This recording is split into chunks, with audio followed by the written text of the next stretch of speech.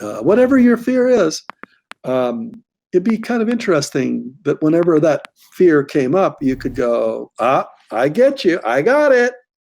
I get who you are now. So let's suppose you don't drop your fear today. So my goal is that some of you today are going to decide it's just too expensive. And from this day forward, that fear that's been holding you back is going to shrink. It's going to get less till there'll come a one day soon where you look back on the day before today and you're going to go, can't believe that was me. I can't believe that was a fear that I had. I'm not afraid of that any longer. I was just, well, how silly was it? But right now it's not silly, is it? It's real. It's intense. So don't drop that fear. If you're an entrepreneur, you'll say, watch me, right? But no, let's just leave your fear for now and keep it for the next 5 years. Keep it. How much will it cost you in the next 5 years in terms of money? I want you to actually put into the chat the amount of money you think, you imagine you will lose because you kept the fear. You hung on to it. You didn't fix it. You didn't change it, but you kept it for 5 years. How much money will you lose because the fear got in the way? So yeah, here we go. 10 million, 11 million, 5 million. It's usually in the millions. Yep. 60 million, 32 million, 30 million. Yeah. 999 nines until all the way to the very end. 30, 100 billions. At least I couldn't even imagine it. Says 30 million. Fear is a terrible investment, says somebody. What a great quote. Who said that? Fear is a terrible investment. Fear is a terrible, excuse me, I love quotes. I'm going to write that one down. Investment. And I'd like to be able to quote somebody. So whoever said that, put your name in the chat there. I want to be able to quote you. Zane, was it Zane who said that? Zane Rogers? Is that true? Zane? Yeah, Zane said it. All right, one of my Zane, students. All right, Zane. Okay, Awesome. so Zane, I'm going to quote you awesome. quite a long time.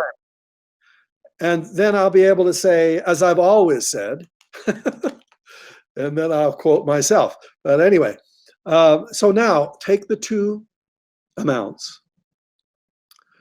The losses from the past 5 years, which were actual losses. These were not imaginary losses. They were actual, real, in the bank losses. Because you didn't do certain things or didn't take certain actions, the fear cost you real money. Now, going into the future, it's imaginary money, but if you hang on to the fear 5 years from now, you look back on today, having not fixed anything, and it will be real money that you lose. So who is the biggest loser in the group here? I heard somebody wrote, $50 billion. That's what I call the biggest loser. That means a person who, if they don't fix it, will be the biggest loser. So add those two together, the fear of the last 5 years, expense, the cost, and the fear of the next 5 years. Add them together. Add them together now. What kind of pile do we have? Okay, now, if you don't change it, take all of that money, which is not imaginary. It's real $100 bills stacked into a very, very, very large pile, and take out some gasoline and pour it generously all over that pile of money and light a match to it and watch it burn, because that's the cost of fear. As Zane said, it's a terrible investment.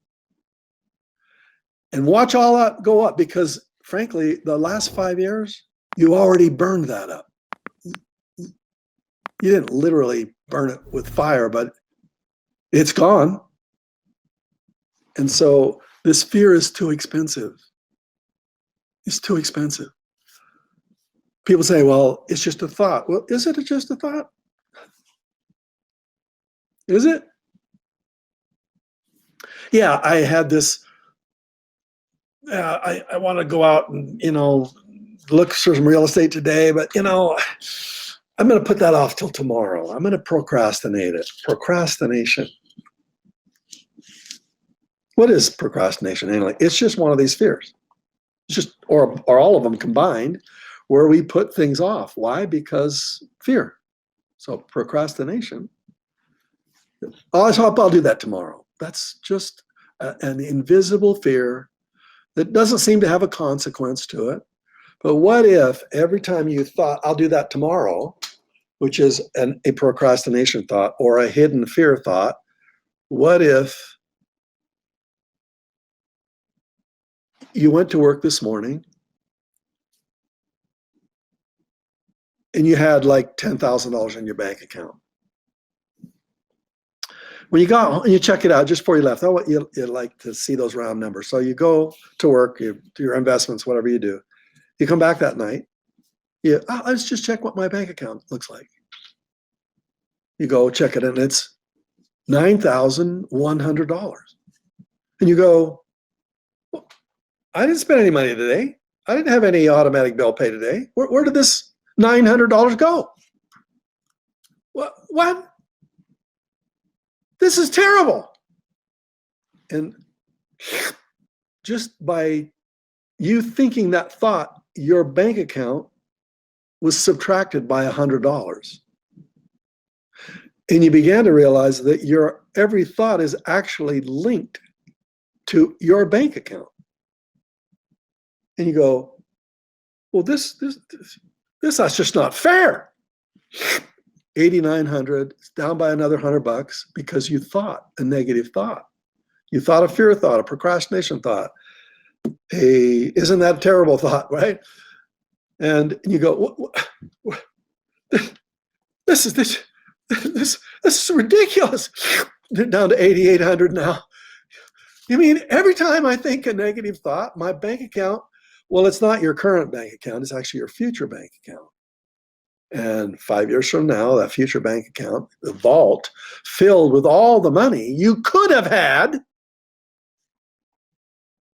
is reduced by $100 every time you think a negative thought. And you go, how do I fix this? Ka-ching. Oh, that's a positive thought. It adds $100 back into your future bank account because it's like, how can we fix this? How can we solve this? And you go, you mean when I think a positive thought, my bank account actually goes up? Well, and your future bank account does, because every time you think those kind of thoughts, it's instant into your future bank account, which you can't see yet, but it's there. And you need to have the faith that it is there. And the way you think has direct consequence, positive and negative, to the way your future life looks like. And you go, I think I need to learn how to change my mindset, because my mindset is pretty skeptical. And it's people are always trying to rip me off, and it's not abundant. It's actually the opposite of abundance, whatever that word is. It's scarcity. It's scarcity. Whenever I think a scarcity thought, my future gets scarce. Whenever I think an abundant thought, my future gets abundant. It actually is immediate now too, because you only have time to change your life now. There is no past. Your now is so important. The past that you've already lived, the only way you can change it is to reimagine the experiences you've already had and to learn from them and gain wisdom. The only way you can do anything about the future, you can imagine it, but when are you imagining it? Right now. So you can't change the future in the future. You have to change it right now. So that's the only time you have any power, right now. So right now, I need to think my thoughts more clearly. I need to think more abundantly. I need to think more positively. I need to be a better me. I need to think better now, right now, because that's the only time that God has given me any power.